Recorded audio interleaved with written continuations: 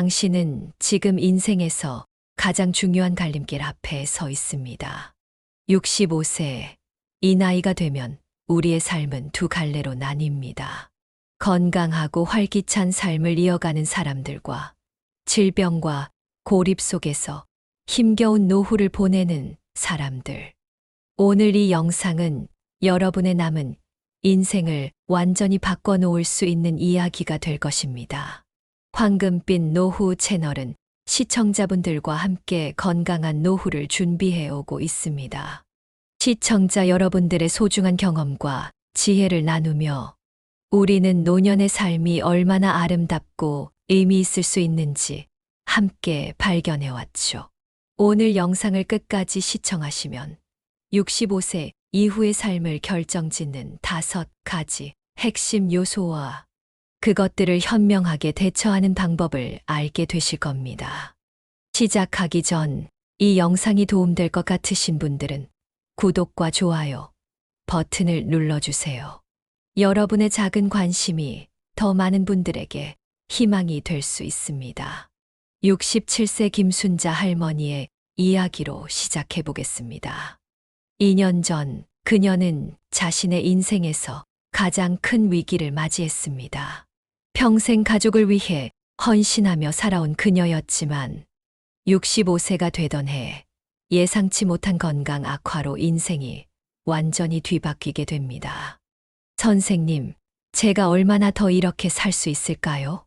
담당인은 그녀에게 충격적인 이야기를 전했습니다. 앞으로 5년 어떻게 보내느냐에 따라 남은 생이 결정될 겁니다. 오늘 우리는 김순자 할머니의 이야기를 통해 65세에 찾아오는 5가지 위기와 그것을 극복하는 방법에 대해 이야기를 나눠보려 합니다. 그녀의 용기 있는 결단과 변화의 여정은 지금 이 순간에도 비슷한 고민을 하고 계신 많은 분들에게 희망이 될 것입니다. 그럼 지금부터 65세에 찾아오는 첫 번째 위기부터 하나씩 살펴보도록 하겠습니다. 65세, 우리 몸에 어떤 일이 일어나는 걸까요? 의학적으로 이 시기는 매우 중요한 변곡점이 됩니다. 서울대학교 의과대학의 노화 연구팀에 따르면 65세를 전후로 우리 몸의 여러 기능이 급격한 변화를 맞이하게 됩니다. 특히 근력의 감소가 두드러지는데요. 50대까지는 매년 12%의 근력이 감소하지만 65세를 넘어서면 그 속도가 35%로 가속화됩니다. 더 심각한 것은 한 번 잃어버린 근력을 회복하는 것이 점점 더 어려워진다는 점입니다. 김순자 할머니의 이야기로 돌아가 보겠습니다. 그녀는 65세가 되던 해 어느 날 평소처럼 장을 보고 돌아오던 중이었습니다. 평생 해오던 일이었죠. 하지만 그날은 달랐습니다.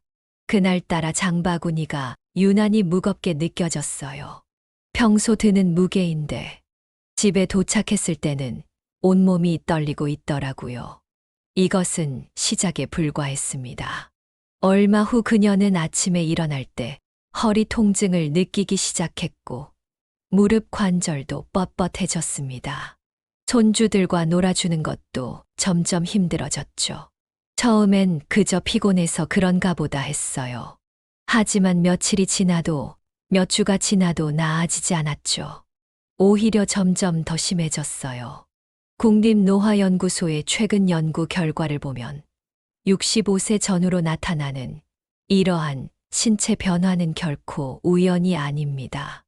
우리 몸의 여러 시스템이 동시에 약화되기 시작하는 시기이기 때문입니다. 첫째, 근육량이 급격히 감소합니다. 특히 하체 근력의 약화는 낙상의 위험을 크게 높입니다.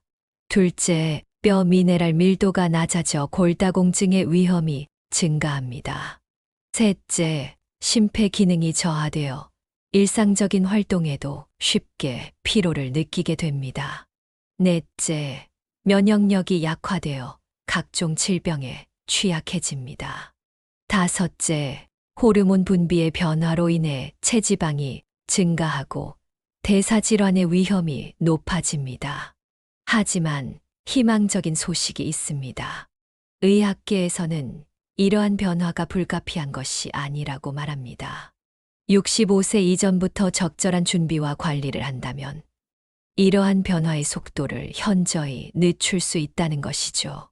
실제로 서울 강남의 한 실버 케어 센터에서 진행된 연구에 따르면 65세 이전부터 규칙적인 운동과 영양 관리를 시작한 노인들의 경우 75세가 되어도 50대 후반의 체력을 유지할 수 있었다고 합니다. 김순자 할머니도 처음에는 이 변화를 받아들이기 힘들어 했습니다. 하지만 그녀는 포기하지 않았습니다. 의사 선생님께서 아직 늦지 않았다고 하시더라고요. 지금부터라도 관리하면 충분히 건강을 되찾을 수 있다고요. 그 말씀을 듣고 용기를 냈습니다. 그렇다면 우리는 구체적으로 무엇을 해야 할까요? 65세 전후의 신체 변화에 어떻게 대처해야 할까요? 이어지는 내용에서 김순자 할머니가 실천한 구체적인 방법들과 의료진들이 권장하는 실질적인 해결책들을 자세히 알아보도록 하겠습니다. 특히 근력 운동과 영양 섭취에 대한 새로운 접근법은 여러분의 생각을 완전히 바꿔놓을 것입니다. 지금부터는 65세에 찾아오는 가장 큰 위기, 신체적 한계와 그것을 극복하는 방법에 대해 자세히 알아보겠습니다. 김순자 할머니는 병원에서 충격적인 검사 결과를 받았습니다. 근육량이 같은 나이대 평균보다 20% 이상 낮았고 골밀도는 이미 골감소증 수준이었습니다. 의사는 이대로 가다가는 5년 안에 일상생활이 어려워질 수 있다고 경고했죠. 처음에는 받아들이기 힘들었어요. 제가 평생 농사일도 하고 시장에서 장사도 했는데 어떻게 이렇게 될 수 있냐고 생각했죠. 하지만 이것은 결코 특별한 경우가 아닙니다. 국민건강보험공단의 최근 통계를 보면 65세 이상 노인의 82%가 한 가지 이상의 만성질환을 갖고 있으며 그중 절반 이상이 3가지 이상의 질환을 동시에 앓고 있다고 합니다. 특히 주목해야 할 것은 근감소증입니다. 서울대학교 병원 노인의학과 김명수 교수는 이렇게 설명합니다.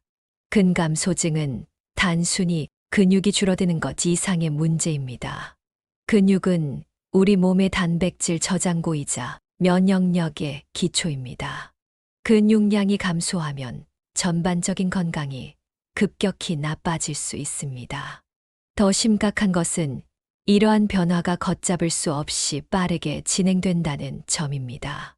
65세를 기점으로 근력은 매년 35%씩 감소하며 한 번 잃어버린 근육을 회복하는 것은 점점 더 어려워집니다. 하지만 김순자 할머니는 포기하지 않았습니다.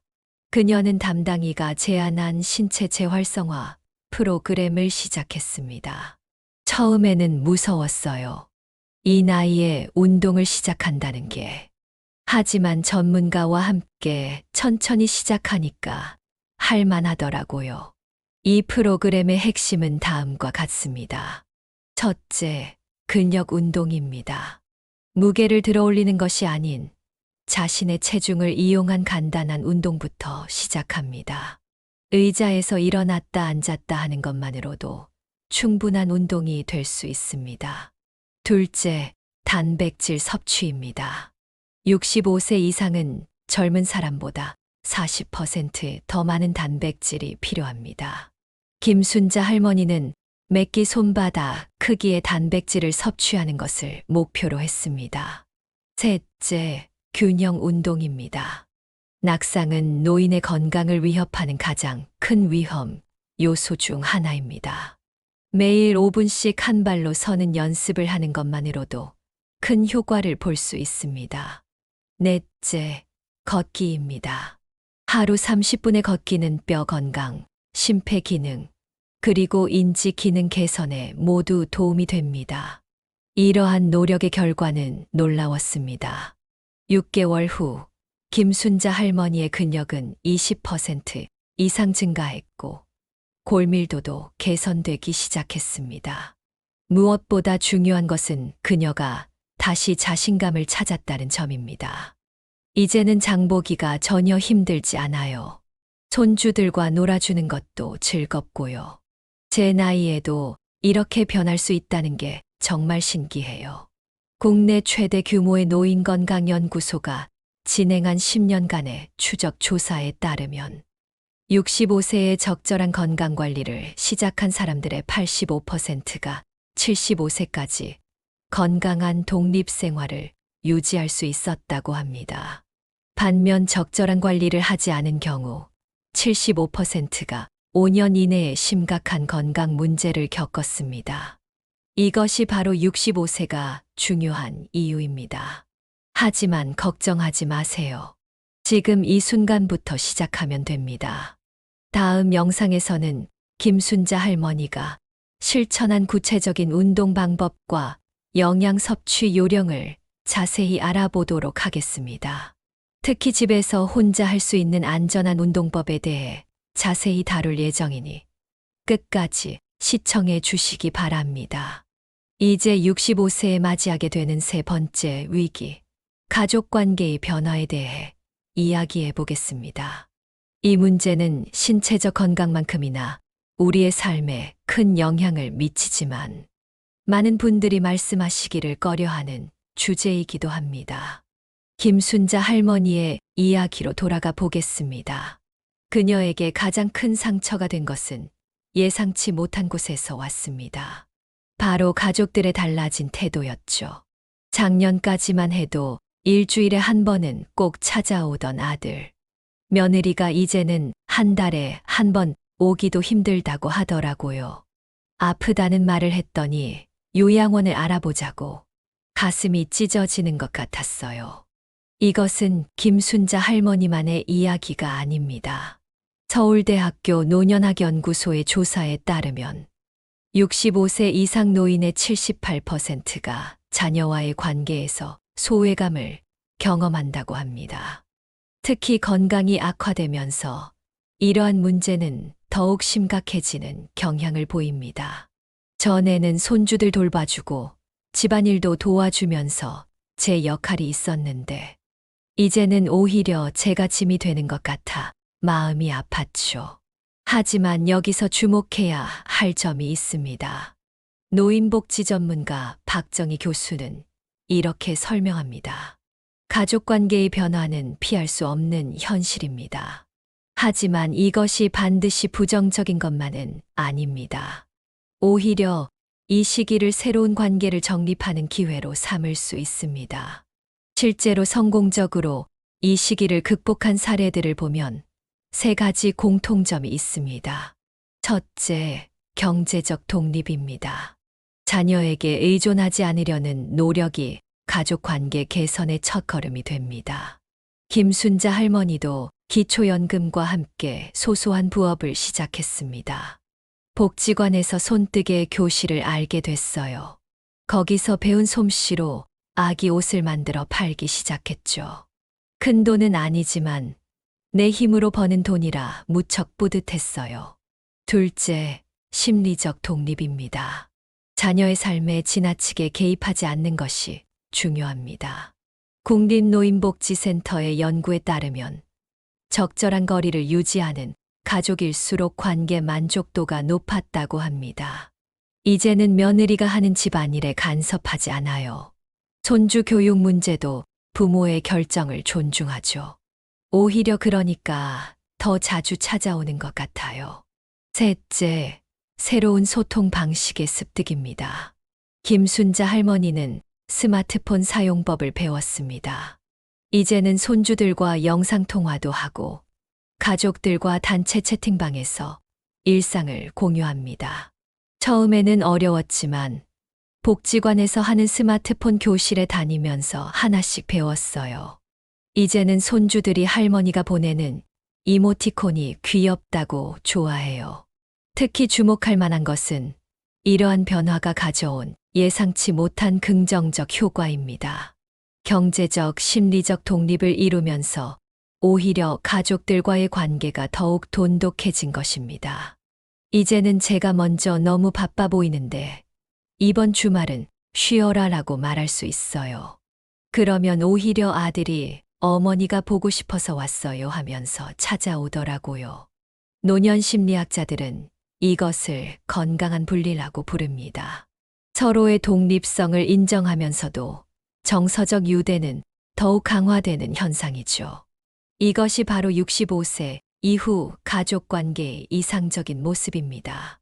하지만 이러한 변화는 하루아침에 이루어지지 않습니다. 꾸준한 노력과 실천이 필요합니다. 다음 영상에서는 가족 관계 개선을 위한 실질적인 방법들, 특히 디지털 기기를 활용한 새로운 소통 방식에 대해 더 자세히 알아보도록 하겠습니다. 지금까지의 내용이 도움이 되셨다면 영상 아래 좋아요와 구독 버튼을 눌러주세요. 여러분의 관심이 더 좋은 콘텐츠를 만드는 원동력이 됩니다. 이제 65세에 맞이하게 되는 네 번째 위기, 경제적 불안과 이를 극복하는 방법에 대해 이야기 나누어 보겠습니다. 김순자 할머니는 병원비 청구서를 보고 깊은 한숨을 내쉬었습니다.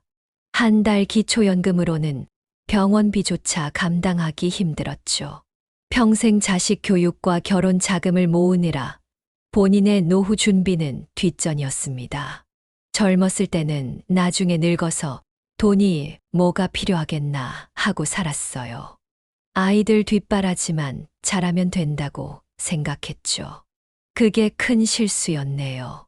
국민연금공단의 최근 통계를 보면 65세 이상 노인의 상당수가 경제적 어려움을 겪고 있습니다. 특히 의료비 지출이 급증하는 시기와 맞물려 더욱 큰 부담이 됩니다. 하지만 김순자 할머니는 희망을 발견했습니다. 지역 노인복지관에서 만난 경제상담사의 조언이 전환점이 되었죠. 생각보다 많은 기회가 있다고 하더라고요. 65세 이상도 할 수 있는 일자리가 있고 정부 지원도 다양하게 있다고요. 무엇보다 지금이라도 시작하면 된다는 말씀에 용기를 얻었습니다. 전문가들은 65세 이후의 경제적 안정을 위해 다음 세 가지를 강조합니다. 첫째, 지출 구조의 재설계입니다. 노년기에는 수입보다 지출 관리가 더 중요합니다. 김순자 할머니는 가계부를 쓰기 시작했습니다. 매일 1,000원이라도 절약하려고 노력했어요. 한 달이면 3만 원, 1년이면 36만 원이잖아요. 작은 금액이라도 모이면 큰 돈이 되더라고요. 둘째, 정부 지원 제도의 활용입니다. 많은 분들이 모르고 계시지만 65세 이상을 위한 다양한 지원 제도가 있습니다. 기초연금 외에도 주거급여, 의료비 지원, 각종 요금 감면 혜택이 있습니다. 특히 주목할 만한 것은 노인 일자리 사업입니다. 김순자 할머니도 이 프로그램을 통해 아파트 택배 관리원으로 일하기 시작했습니다. 처음에는 망설였어요. 이 나이에 무슨 일이냐 싶었죠. 하지만 시작해보니 할만하더라고요. 월 60만 원 정도 받는데 이게 제게는 정말 큰 도움이 됩니다. 셋째, 새로운 수입원 발굴입니다. 나이가 들었다고 경제활동을 포기할 필요는 없습니다. 오히려 경험을 활용한 새로운 기회를 찾을 수 있습니다. 복지관에서 한글을 가르치시는 70대 선생님도 계시고 카페에서 바리스타로 일하시는 분도 계세요. 나이는 숫자에 불과하다는 말씀이 이제야 이해가 됩니다. 실제로 서울시 노인일자리 지원센터의 통계를 보면 65세 이상 구직자의 취업 성공률이 매년 증가하고 있습니다. 특히 경비, 주차관리, 택배관리 등 경험을 중시하는 직종에서 높은 선호도를 보이고 있죠. 더욱 고무적인 것은 디지털 시대의 새로운 기회입니다. 유튜브나 SNS를 통해 수입을 올리는 어르신들도 늘고 있습니다. 우리 복지관에도 요리 유튜버가 계세요. 80대인데 구독자가 10만 명이 넘는다고 하더라고요. 나이는 더 이상 한계가 아닌 것 같아요. 하지만 가장 중요한 것은 시작하는 용기입니다. 노년기 경제활동은 단순히 돈을 버는 것 이상의 의미가 있습니다. 자존감 회복, 사회적 관계 형성, 건강 유지 등 다양한 긍정적 효과가 있죠. 처음에는 자식들 눈치도 보이고 창피한 마음도 있었어요. 하지만 지금은 달라요. 내 힘으로 살아간다는 자부심이 생겼고, 오히려 자식들이 대단하다고 존경한다고 하네요.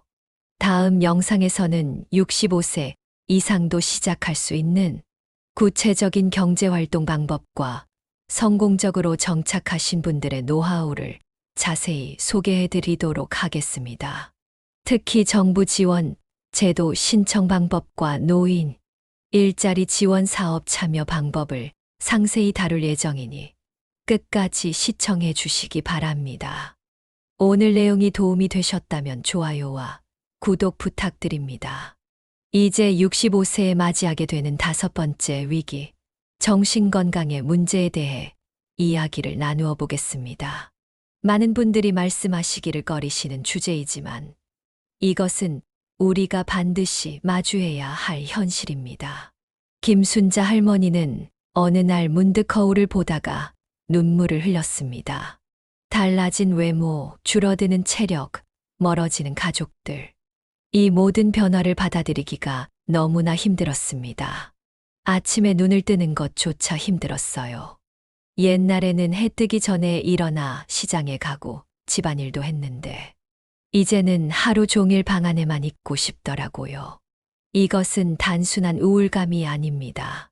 대한노인정신의학회의 연구에 따르면 65세 이상 노인의 약 33%가 임상적 우울증을 경험한다고 합니다. 특히 신체 건강이 악화되는 시기와 맞물려 증상이 더욱 심각해지는 경향이 있습니다. 노인정신건강 전문의 이영호 교수는 이렇게 설명합니다. 65세는 정신건강의 관점에서도 매우 중요한 시기입니다. 은퇴, 역할 상실, 신체 기능 저하 등 다양한 상실을 경험하면서 정체성의 위기를 맞게 됩니다. 이때 적절한 대처가 이루어지지 않으면 우울증이 만성화될 수 있습니다. 하지만 희망적인 소식은 있습니다. 적절한 대처와 지원이 있다면 이러한 위기를 충분히 극복할 수 있다는 것입니다. 김순자 할머니의 변화는 작은 결심에서 시작되었습니다. 복지관 상담사의 권유로 마음건강 일기를 쓰기 시작한 것입니다. 처음에는 무슨 일기냐고 웃었어요. 하지만 매일 밤 오늘 하루 있었던 일을 적다 보니 작은 행복들이 보이기 시작하더라고요. 창밖에 핀 꽃도, 이웃의 따뜻한 인사도. 전문가들은 65세 이후의 정신건강 관리를 위해 다음 5가지를 강조합니다. 첫째, 규칙적인 생활 리듬입니다. 일정한 시간에 일어나고 식사하고 운동하는 것이 중요합니다. 아침 6시면 어김없이 일어나 동네 한 바퀴를 돕니다. 비가 오나 눈이 오나 이 습관이 제 하루를 지켜줘요. 둘째, 사회적 관계의 유지입니다. 고립은 우울증을 악화시키는 주요 원인입니다. 이제는 일주일에 3번은 복지관에 갑니다. 거기서 만난 친구들과 이야기를 나누고 함께 운동도 하고 그러다 보면 하루가 어떻게 가는지 모를 정도예요. 셋째, 새로운 목표 설정입니다. 나이가 들었다고 꿈을 포기할 필요는 없습니다. 올해 목표는 스마트폰으로 영상 편집하는 법을 배우는 거예요. 손주들한테 예쁜 영상 편지도 보내고 싶고, 작지만 이런 목표가 있어 하루하루가 즐거워요. 넷째, 전문가의 도움을 받는 것입니다. 정신건강은 전문적인 관리가 필요한 영역입니다. 처음에는 창피하다고 상담을 거부했어요. 하지만 용기를 내어 시작했더니 제 마음을 더 잘 이해하게 되더라고요. 다섯째, 영적 철학적 성찰의 시간을 갖는 것입니다. 이제는 아침마다 10분씩 명상을 합니다. 그동안 정신없이 살아온 인생을 돌아보고 앞으로의 시간을 어떻게 의미 있게 보낼지 생각하는 거죠. 실제로 서울대학교 병원의 연구에 따르면 이러한 활동들을 실천한 노인들의 우울증 개선율이 70%에 달했다고 합니다. 더욱 고무적인 것은 정신 건강이 개선되면서 신체 건강도 함께 좋아진다는 점입니다. 김순자 할머니의 경우 우울증이 개선되면서 불면증도 해소되고 만성 통증도 줄어들었습니다. 이제는 제가 오히려 우울해 보이는 친구들을 위로해 줄 수 있게 됐어요. 나이 들어 우울해지는 건 당연한 게 아니더라고요. 우리도 얼마든지 행복할 수 있어요. 다음 영상에서는 노인 우울증을 예방하고 관리하는 더욱 구체적인 방법들을 소개해 드리도록 하겠습니다. 특히 혼자서도 실천할 수 있는 마음, 관리법과 지역사회 지원 프로그램 활용법을 상세히 다룰 예정이니 끝까지 시청해 주시기 바랍니다. 이제 65세 이후 맞이하게 되는 6번째 위기, 사회적 고립의 문제를 살펴보겠습니다. 특히 디지털 시대를 살아가는 현대 노인들이 겪는 이중고에 대해 이야기를 나누어 보려 합니다. 김순자 할머니는 스마트폰을 보며 한숨을 쉬었습니다. 손주들이 보낸 메시지를 읽으려 해도 글씨가 너무 작아 보이지 않았고, 카카오톡 그룹 채팅방에서는 젊은 사람들의 대화를 따라가기가 벅찼습니다. 마치 다른 나라 말을 듣는 것 같았어요. OMG니 TMI니 무슨 말인지 하나도 모르겠더라고요. 손주들이 보내는 이모티콘도 무슨 뜻인지 모르고, 이것은 단순한 불편함의 문제가 아닙니다. 한국노인복지진흥원의 조사에 따르면 65세 이상 노인의 78%가 디지털 소외로 인한 우울감을 경험한다고 합니다. 특히 코로나19 이후 비대면 서비스가 확대되면서 이 문제는 더욱 심각해졌습니다. 은행에 가면 다들 핸드폰으로 번호표를 뽑으라고 해요. 식당에서도 키오스크로 주문하라고 하고, 마치 세상이 저를 조금씩 밀어내는 것 같았어요. 하지만 김순자 할머니는 포기하지 않았습니다. 복지관에서 운영하는 디지털 시니어 교육에 참여하면서 변화가 시작됐죠. 처음에는 너무 부끄러웠어요. 다른 수강생들도 저처럼 서툴더라고요. 그래서 오히려 마음이 편했죠. 강사 선생님도 우리 나이대에 맞춰 천천히 설명해 주셨고요. 전문가들은 노년기 사회적 고립 예방을 위해 다음 4가지를 강조합니다. 첫째, 디지털 리터러시 향상입니다. 기본적인 스마트폰 사용법부터 시작해 점진적으로 학습해 나가는 것이 중요합니다. 이제는 손주들과 영상통화도 하고 택배 주문도 직접 해요. 얼마 전에는 유튜브에서 요리 영상을 보고 새로운 반찬도 만들어 봤답니다. 둘째, 오프라인 커뮤니티 활동입니다. 디지털 세상에서도 실제 만남의 가치는 여전히 중요합니다. 일주일에 2번은 꼭 복지관에 나가요. 거기서 만난 친구들과 운동도 하고 밥도 먹고, 같은 처지의 사람들이라 더 위로가 되더라고요. 셋째, 세대 간 소통의 브릿지 역할입니다. 젊은 세대를 이해하려 노력하면서 동시에 우리의 경험과 지혜를 나누는 것입니다. 손주들이 요즘 유행하는 밈이라는 걸 가르쳐 줬어요. 저는 우리 때 이야기를 들려주고 서로 웃으면서 대화하다 보니 세대 차이가 조금씩 좁혀지더라고요. 넷째, 평생학습의 자세입니다. 배움에는 끝이 없다는 것을 받아들이는 것이 중요합니다. 처음에는 이 나이에 뭘 배우나 했어요.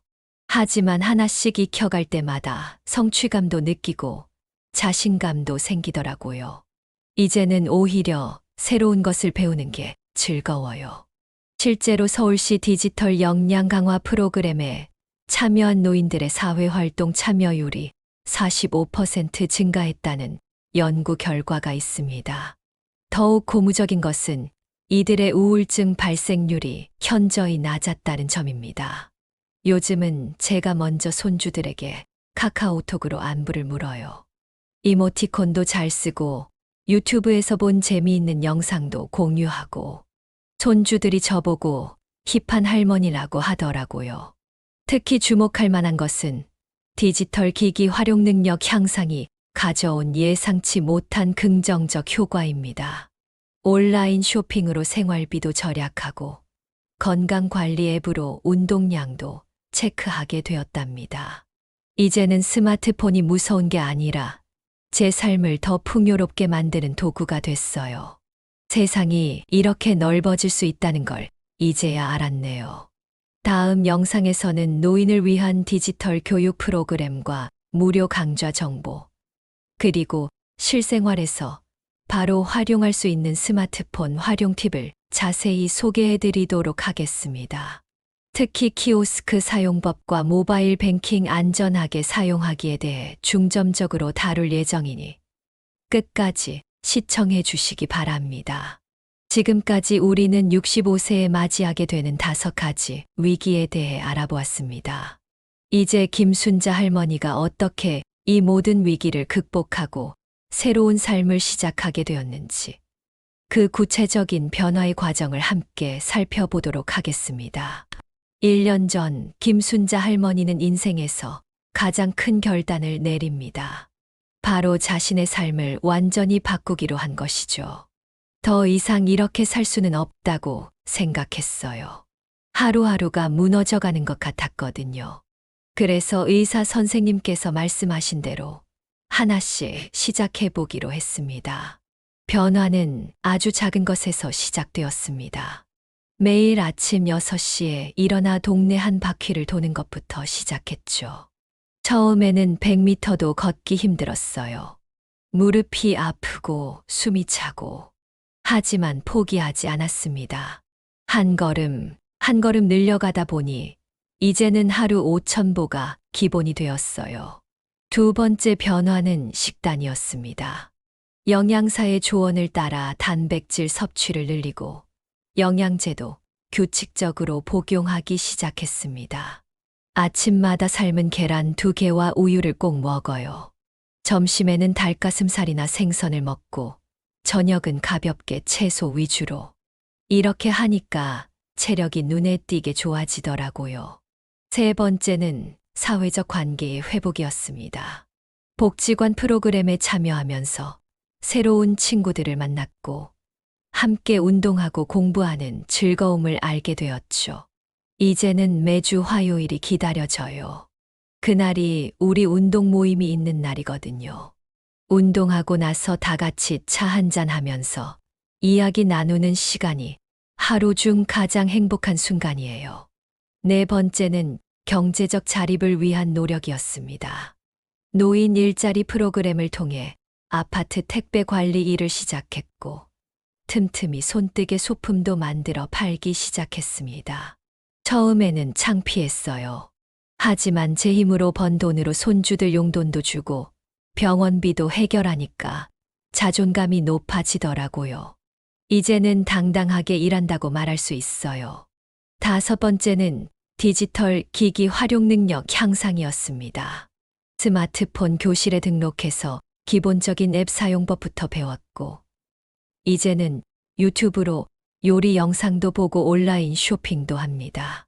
얼마 전에는 손주들과 영상통화를 하면서 제가 직접 만든 김치를 보여줬어요. 손주들이 할머니 대단하다고 하더라고요. 그 말을 들으니 더 열심히 하고 싶어졌어요. 이러한 변화들이 모여 놀라운 결과를 만들어냈습니다. 6개월 만에 체중은 4kg 감소했고 근력은 30% 이상 증가했습니다. 혈압과 혈당 수치도 정상 범위로 돌아왔고 우울증 증상도 크게 개선되었습니다. 가장 큰 변화는 제 마음가짐이에요. 예전에는 이제 늙었으니까 라는 말을 입에 달고 살았는데 이제는 아직 늦지 않았어라고 생각해요. 실제로 제 나이보다 10살은 어려 보인다는 말도 자주 듣고요. 전문가들은 김순자 할머니의 사례가 주는 시사점을 이렇게 설명합니다. 단순히 나이가 들었다고 포기할 필요가 없습니다. 65세는 오히려 새로운 시작이 될 수 있습니다. 중요한 것은 자신의 한계를 정해두지 않는 것, 그리고 작은 것부터 하나씩 시도해보는 용기입니다. 김순자 할머니는 이제 새로운 목표를 세웠습니다. 내년에는 손주들과 함께 제주도 여행을 가기로 한 것입니다. 예전에는 상상도 못했던 일이에요. 하지만 이제는 자신 있어요. 제주도 오름도 등반하고 맛집도 찾아다니고 손주들한테 멋진 할머니의 모습을 보여주고 싶어요. 다음 영상에서는 김순자 할머니의 일주일 생활 루틴과 구체적인 운동 방법, 그리고 식단 구성에 대해 자세히 소개해 드리도록 하겠습니다.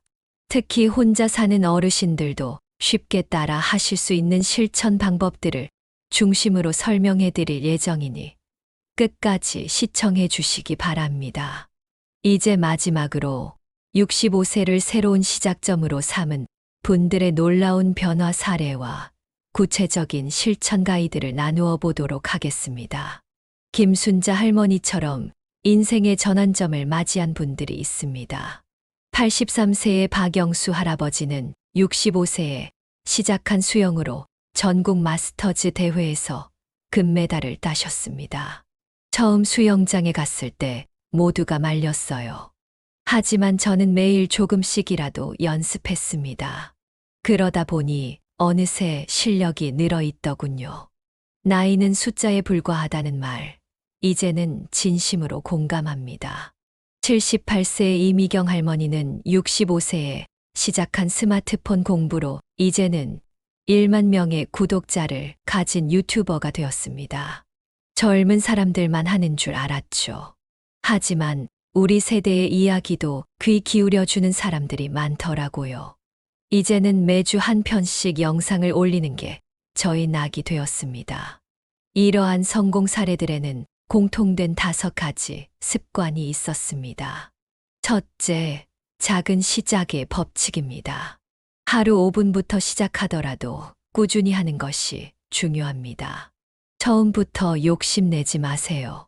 하루에 계단 한 층만 오르는 것부터 시작해도 좋습니다. 그것을 꾸준히 하다 보면 어느새 5층, 10층도 거뜬히 오르게 됩니다. 둘째, 기록하기의 습관입니다. 매일의 작은 변화를 기록하면서 동기부여를 얻을 수 있습니다. 저는 매일 밤 그날 있었던 좋은 일 하나를 일기에 씁니다. 작은 성취라도 기록하다 보면 자신감이 생기더라고요. 셋째, 함께하기의 힘입니다. 혼자서는 힘들어도 함께하면 즐겁게 지속할 수 있습니다. 우리 동네 걷기 모임에서는 80대 어르신들도 하루 만보를 걸으세요. 대화하면서 걷다 보면 어느새 목표를 달성하게 됩니다. 넷째, 도전하기의 자세입니다. 나이가 들었다고 새로운 것을 피하지 마세요. 처음 스마트폰을 잡았을 때는 손이 떨렸어요. 하지만 이제는 손주들에게 새로 나온 앱을 추천해 줄 정도가 되었답니다. 다섯째, 나누기의 기쁨입니다. 자신의 경험과 지혜를 다른 사람과 나누세요. 제가 배운 것을 다른 어르신들에게 가르쳐 드리면서 더 큰 보람을 느낍니다. 가르치면서 배우는 것도 많고요.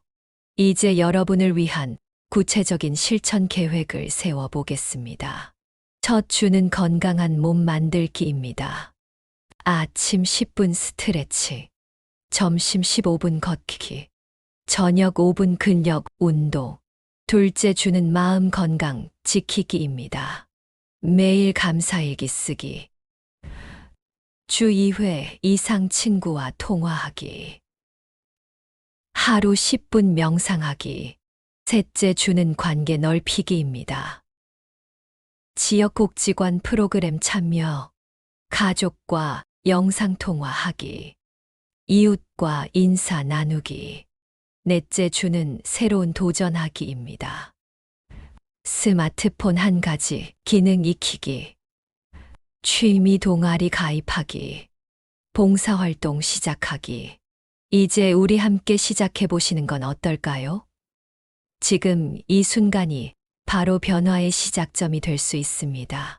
다음 영상에서는 각 주차별 실천 계획에 대한 더 자세한 가이드와 성공적으로 실천하고 계신 분들의 생생한 이야기를 들려드리도록 하겠습니다. 특히 혼자 사시는 분들을 위한 맞춤형 실천 방법도 준비했으니 다음 영상도 많은 관심 부탁드립니다. 오늘 우리는 65세에 찾아오는 5가지 위기와 그것을 극복하는 방법에 대해 함께 알아보았습니다. 김순자 할머니의 이야기를 통해 우리는 중요한 진실을 발견했습니다. 65세는 끝이 아닌 새로운 시작이 될 수 있다는 것입니다. 신체적 한계, 가족 관계의 변화, 경제적 불안, 정신건강의 위기, 사회적 고립. 이 모든 것들이 두렵게 느껴질 수 있습니다. 하지만 기억하세요. 우리에게는 선택할 권리가 있습니다. 이대로 무기력하게 시간을 보낼 것인지, 아니면 새로운 도전을 시작할 것인지. 그 선택은 바로 여러분의 몫입니다. 김순자 할머니가 보여주신 것처럼 작은 변화는 큰 기적을 만들어낼 수 있습니다. 하루 5분의 운동, 한 통의 전화, 새로운 취미 하나. 이런 작은 시도들이 모여 우리의 삶을 완전히 바꿔놓을 수 있습니다. 지금 이 순간에도 전국 각지에서 수많은 분들이 새로운 도전을 시작하고 계십니다. 83세에 시작한 수영으로 금메달을 따신 박영수 할아버지, 78세의 유튜버가 되신 이미경 할머니. 이분들의 이야기는 우리에게 큰 용기를 줍니다. 변화는 지금 시작해도 늦지 않았습니다. 오히려 지금이 가장 좋은 시작점이 될 수 있습니다. 내일이면 더 늦어질 테니까요. 다음 영상에서는 65세 이후의 삶을 더욱 풍요롭게 만드는 구체적인 방법들을 소개해 드리도록 하겠습니다. 특히 은퇴 후 제2의 인생을 성공적으로 시작하신 분들의 노하우를 자세히 다룰 예정입니다. 이 영상이 도움이 되셨다면 구독과 좋아요 버튼을 눌러주세요. 여러분의 관심이 더 많은 분들에게 희망이 될 수 있습니다. 댓글로 여러분의 이야기도 들려주시면 좋겠습니다. 여러분의 경험이 누군가에게 큰 용기가 될 수 있으니까요. 황금빛 노후 채널은 앞으로도 여러분의 건강하고 행복한 노후를 위한 유익한 정보를 계속해서 전해드리도록 하겠습니다. 마지막으로 김순자 할머니의 말씀을 전해드리며 이 영상을 마무리하고자 합니다. 나이는 그저 숫자일 뿐이에요. 우리의 삶을 결정짓는 것은 나이가 아니라 우리의 마음가짐이랍니다. 지금 이 순간 새로운 시작을 결심하신다면 그것이 바로 여러분의 인생 2막이 시작되는 순간이 될 거예요. 다음 영상에서 다시 만나 뵙겠습니다. 여러분, 오늘도 행복하세요. 감사합니다.